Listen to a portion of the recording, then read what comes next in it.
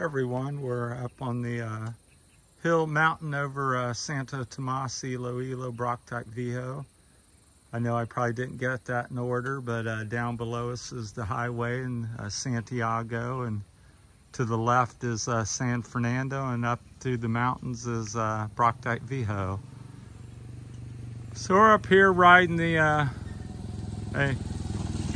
Rusi. I thought I'd go over a little bit of the things that I've been experienced with the Rusi. This is a 2022 KRY 200, which I purchased brand new here in the Philippines for 70,000 pesos, which is about 1,300 bucks. I got insurance and out the door and insured and everything you see pretty much for I think 1,385. Insurance was like, I think it was 150 pesos or something, which is like $3, and that was for a year. So in America it would be depends on the size, $600. So I got it for $3. Little things I've done: I went to the 18-inch rear tire, 21-inch front tire. I got some different grips. These are very comfortable. This is my third pair, so these are very rubbery, good traction, very comfortable. I put 1-inch bar risers on them here. Aftermarket coil, so get a little better spark. There's still better things, but I put that on. That's the red wire there.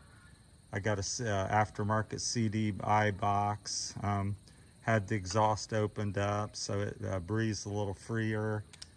Had issues with the stock ignition and put another ignition on it here, and it's kind of cutting out occasionally, so I'm thinking of just getting rid of the ignition and putting a switch on it, on and off switch.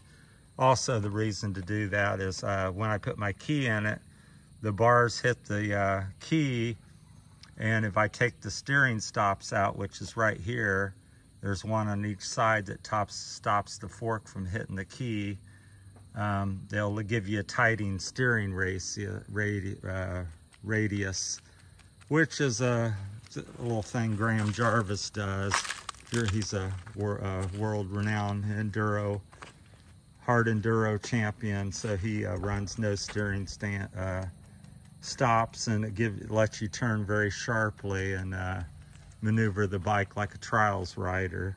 So that's a little tip for y'all out there. I got an LED headlight, which is nice and bright. It's not on, but so I got that. Got the bar risers, new grips. Trying to think of everything. There's a bunch of stuff coming. Put a fuel filter on it. There, got a fuel filter, got an XR 200 carburetor. Don't know if that did much. My favorite thing is the grips, and the bar risers made a nice difference. It made it much more comfortable. Wanting to get like a stunt lever or better clutch lever here. Maybe something colorful, jazz it up a little bit, because the clutch is kind of heavy. Looking to get an aftermarket shift lever here, one that's foldable and aluminum. This one's kind of flimsy and doesn't shift very well. I'm gonna probably update the gearing, go with like a 1348. Get a nice gold chain with a blue sprocket, kind of make it look nice. Looking to get an LED battery, because it's much lighter, about 4 pounds or so lighter than the stock one. So just a work in progress. Overall, to keep the video kind of short, sum it up, I think for 70,000 pesos, $1,400 American. I think it's been a good bike. If I was going to enduro race and wanted to win or place very highly in the enduro, I say it's probably not the bike for that. But if you're a trail rider, just an old guy like me that rides up the mountainous country roads and stuff, I think it's a perfect bike. The styling is very KTM-ish. It comes with LED tail light, turn signals, LED digital display, LED front turn signals. So it's I think it's a good looking bike for the money. So it's made in China and assembled, I think, here in the Philippines. It's a big, I think it's one of the biggest brands here in the Philippines. So I think the styling's pretty good. It's got really nice wide sturdy pegs. I've cut myself on them several times, so they're pretty good. The foot pegs are very wide and sturdy and modern. I put a skid plate on it also. So that's an Enduro, just plastic skid plate I put on it. Worst thing I've been having troubles with is the suspension. So if you got any thoughts on that, it's you see the zip tie down here. It's got all this travel left, so it's only using, 4 or 5 inches at best. It's supposed to have nearly 8, and it sags down and sticks. It just not very good, but I guess that's what you get for the money. So I'm looking for somebody locally to help me sort that out. I think need lighter oil and maybe, I don't know, preload or something, lighter oil, and adjust the oil height, because I think we're not getting full travel because I think the oil height's high. But it's not smooth, it sticks, it locks up. The front suspension's not very good at all. The back is a little bit better. I'd like to increase the travel. I get mixed, I'm told mixed things. I think it's about between 4.5 and 5.5 inches of rear travel. So, and it's supposed to be nearly 8 in the front, but I think I'm getting about this, again, 5-6 inches of travel in the front. So, but the front's very sticky and jerky, and wants to kick left, kick right, and it's hard to control it. But the motor's pretty torquey. Happy with that. I thought, I'm used to, KTM 250 2-stroke, 450 4-stroke, race bikes in America, and it's got a decent little motor. So it really chugs up the hillsides. I can pull 2nd, 3rd, 4th, pretty much up most hills, and so it's pretty decent. The worst things that hold me back personally is the suspension and the front suspension in particular. So it's got wave rotors on it. Like I said, it's got good styling. The brakes are reasonable. I call them kind of a 5-6 on a scale of 1 to 10. So they look nice. It's pretty fashionable. Bike's a little heavy. It's made the frame's steel, the swing arm's steel, a lot of alloy and steel parts on it. So got a aluminum silencer. That's another thing, the silencer, that's the stock silencer.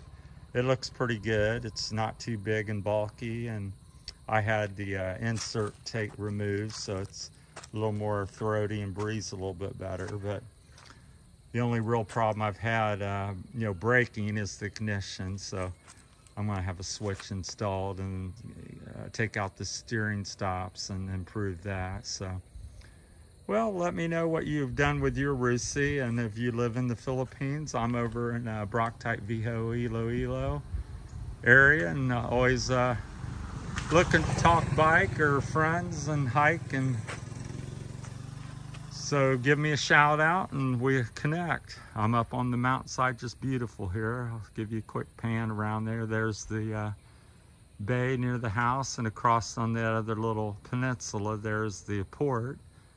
And like I said, off to the left of me is San Fernando, and about straight ahead should be Santiago. So that's where I'm at. I'm kind of in, this is my stomping ground, and where I've been for the last, today is my exact 11th month in the Philippines. The 14th is my anniversary. January will be officially 12, so maybe that's really 10, but I've been counting down, so we're stick with the 11.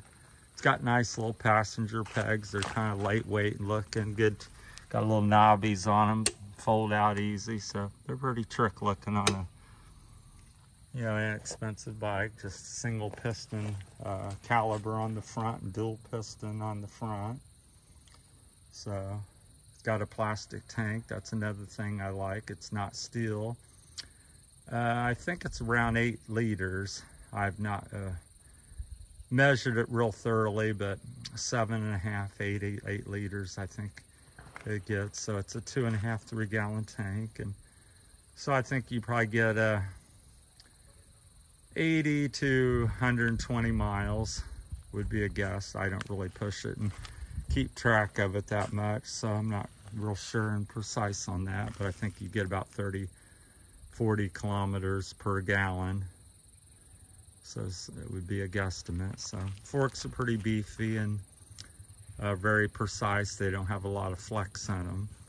So like a Honda XR 250L or 650L Hondas, but they're very small forks and flex a lot and kind of very flexy and hard to maneuver. This one's very precise if the suspension action was good quality. So, but that's it from that's my opinion on the Rusi up to date. I'm sure I left a few things out, but I think the motor's very good. Call it a 9 out of 10, and we'll call the suspension about a 5 or 6 out of 10, and the overall styling, we'll call it a 9 or 10, in my humble opinion. Oh, I got the hand guards on it too.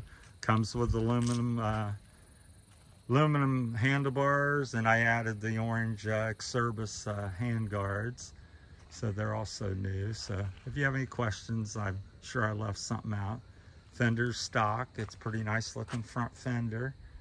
So, and I'm also, you know, with posting and stuff, I've got just really terrible internet here in the Philippines. So I'm struggling to post and ask questions. It's really sporadic. I'll go for 2 weeks, 4, 5, 6 weeks and can't hardly post. Then I finally get good internet and start to be able to throw in a lot of videos. So that's my game, what's happening here until I get something more stable here in the province. I'm looking to get the Starlink. We'll make another video about that, so, which is satellite. So we're kind of make this mainly about the Rusi KRY 200. Like I said, this is a 2022 and I bought it brand new.